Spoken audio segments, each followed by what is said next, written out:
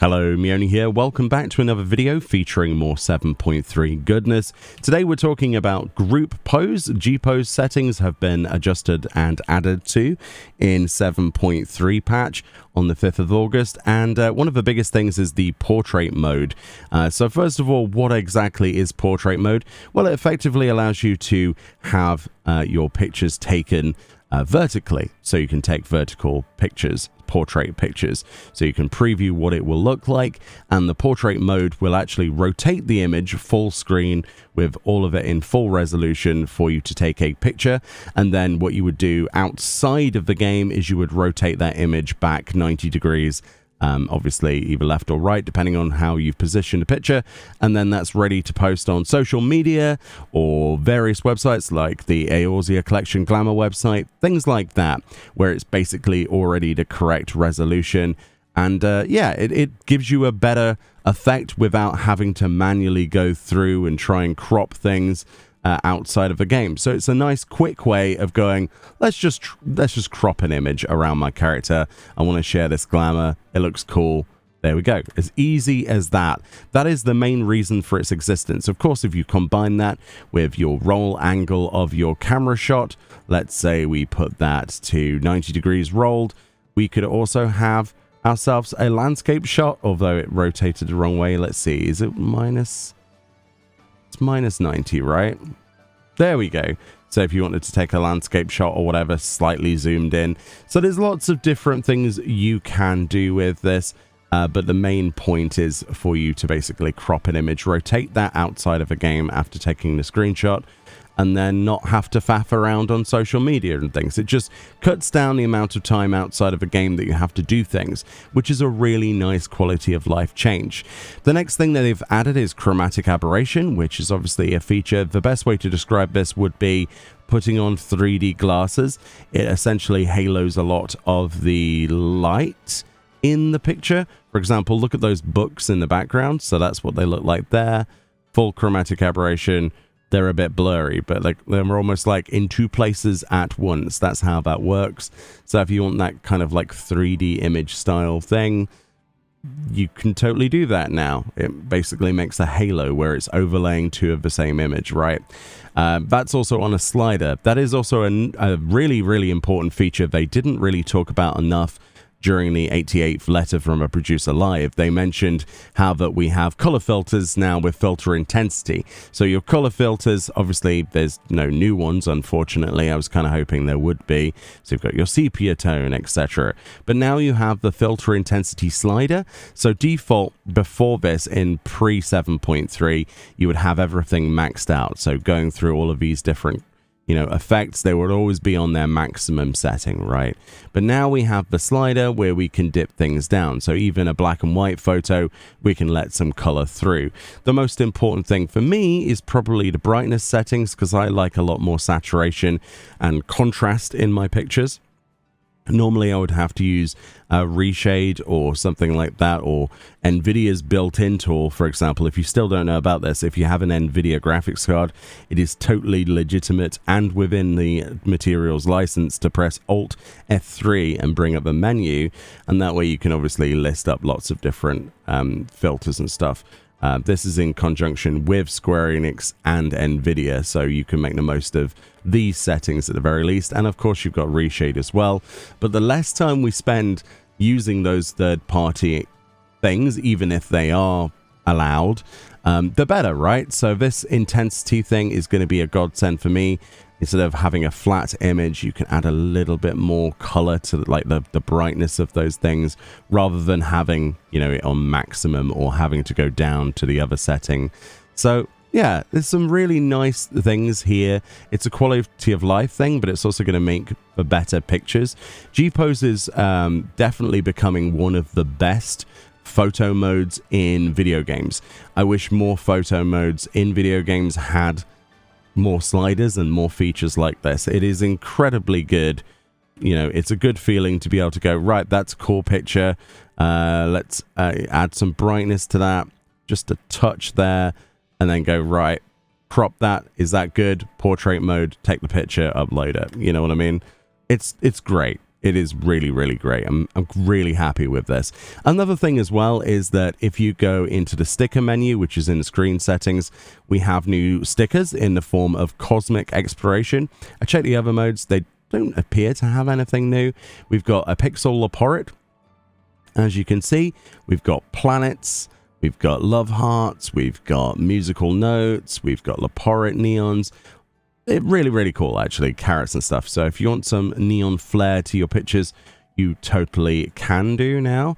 The other thing to demonstrate here, actually, is if we put a couple of these properly in the image and get rid of that one, is that if we come out of sticker mode and you go back into your portrait mode, you will see that the stickers actually attempt to resize themselves, right? And they also rotate themselves. The laporit's off the screen. That's my fault. I could, sort that out. But you'll notice that it's rotated. This also applies in the sticker mode to your text now. So if you go into the text menu and go and put your character name, one of the new features they've added for contests and stuff, when you have to put like where you are, what class you are, what dungeon you're in, that kind of thing for those contests, you can actually go in here and rotate, if you want to, the actual text now, which I don't believe you could have done before on the patch notes that said you couldn't. I just genuinely do not remember if that was a thing. And of course, that also in portrait mode will rotate with your camera. But yeah, so portrait mode, very, very cool. Another thing in the stickers menu is that if we go over to our text section and we go over, I'm forgetting where it is. Is it duty? Here we go. So now we have perfect groove as well. So we obviously had like the next opponent, first opponent, etc., which they added for the Arcadian. They finally added perfect groove. So if you wanted to take a disco picture with with the perfect groove logo, you totally can now, and you can drag that around, put that where you want. This is a bit messy now, isn't it, this preview? But you get the idea of the new features and how portrait mode works, and it crops things and changes the size of things to fit better within the frame. Additionally, then, they've also sort of renamed the categories. They haven't changed the categories, which is something to bear in mind. So they've basically made it so that you've got the effect settings tab now. It's called effect settings, which has your status effects you can apply, like deep freeze effect and stuff to your character and make them wet, for example. And we also have the character display settings now, which is where you've got your removing objects and things like, let's remove my minion, for example, my lantern. But yeah, that's all that's changed really there as well. If we go to the group post settings menu, you see this as well. So this is something that really annoys me. In fact, let's demonstrate this. So here we are. We've got a perfect shot. We're facing our target. Let's actually make a target. There we go. There's our target. Let's say we've just done a powerful attack on them and you want a sideways picture and it's perfectly framed, like, like that's exactly how you want it to look. They're attacking, let's say. And then we come out of combat. Let's desummon that so that we're no longer in combat. And then you get that attack animation. See how she automatically turned towards the camera? That annoys me so much. So that is a thing of the past now. Normally you'd have to press the face camera button, turn that off. But you can make it so that it does no longer face camera on activation. So if we untick that and we come out and we've done that attack, it will stay that way.